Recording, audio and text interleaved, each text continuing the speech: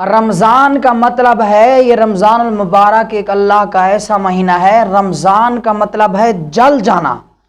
رمضان کا کیا مطلب ہے بھائی؟ جل جانا۔ کیا مطلب؟ مطلب رمضان کے اندر جتنے ہم نے 11 ماہ کے اندر گناہ کیے ہیں، ہم نے جو ہے اللہ کی نافرمانیاں کی ہیں، ہم نے نمازیں چھوڑی ہیں، ہم نے جو ہے جتنے غلط کام کیے ہیں، مطلب رمضان آیا، رمضان کے اندر آپ نے اللہ اکبر کہہ دیا، وضو کر دیا، نماز پڑھ دی، پچھلے سارے کے سارے گناہ آپ کے جل گئے، سارے کے سارے گناہ آپ کے جل گئے۔ جس طرح نبی پاک صلی اللہ علیہ وآلہ وسلم کی محفل لگی ہوئی تھی، کیا لگی ہوئی تھی؟ محفل لگی ہوئی تھی، اور حضور علیہ الصلوۃ والسلام نے فرمایا وہ دیکھو کون آ رہا ہے۔ کیا فرمایا؟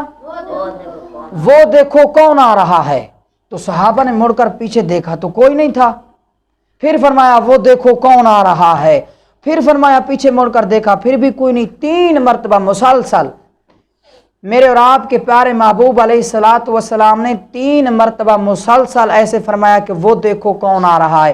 تو حضرت عمر رضی اللہ تعالیٰ عنہ کھڑے ہو گئے، فرمایا اللہ کے رسول کے پیچھے کوئی حملہ کرنے والا ہے؟ اللہ کے رسول کے پیچھے کوئی لشکر آنے والا ہے؟ اللہ کے رسول کیا دشمن آ رہا ہے؟ تو اللہ کے پیارے محبوب علیہ الصلوۃ والسلام نے فرمایا عمر پیچھے کوئی حملہ کرنے والا نہیں، پیچھے کوئی لشکر آنے والا نہیں، پیچھے سے کوئی دشمن آنے والا نہیں ہے۔ عمر میں تو یہ بتا رہا ہوں، میں تو یہ کہہ رہا ہوں کہ وہ دیکھو کون آ رہا ہے۔ فرمایا عمر رمضان المبارک آ رہا ہے۔ کون آ رہا ہے؟ فرمایا وہ دیکھو کون آ رہا ہے۔ پھر میرے آقا نے فرمایا رمضان المبارک آ رہا ہے۔ جب شعبان اور رجب کا مہینہ ہوتا تو حضور علیہ الصلوۃ والسلام جو ہے رمضان المبارک کی تیاری کرنا شروع کر دیتے تھے۔ نبی علیہ الصلوۃ والسلام نے فرمایا 2 انمول چیزیں میں آپ کو رمضان کے اندر دے کر جا رہا ہوں۔ کیا؟ 2 انمول چیزیں۔ کیا ہیں وہ؟ فرمایا 2 انمول چیزیں یہ ہیں کہ آپ جو ہے رات کی تراویح پڑھیں، عشاء کے بعد تراویح پڑھیں اور رات کا قیام کریں۔ مطلب 20 تراویح پڑھیں اور اس کے بعد رات کا قیام۔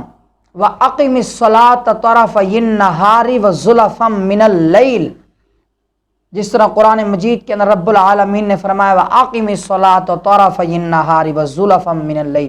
بہترین نماز وہ ہے جو رات کی ہے، جو رات کو پڑھی جائے۔ اس سے مراد تہجد کی نماز، علماء نے لکھا اس سے مراد تہجد کی نماز۔ نبی علیہ الصلوۃ والسلام نے فرمایا 1 تراویح دے کے جا رہا ہوں، دوسرا انمول تحفہ میں آپ کو رات کا قیام دے کے جا رہا ہوں، یعنی رات کو چپ کر کے چوری سے اٹھ کر وضو کرنا اور پاک ہونا، صاف ہونا، اور 4 رکعت 6 رکعت 8 رکعت نماز تہجد کی پڑھنا، پڑھ کر اور اللہ سے دعا مانگنا۔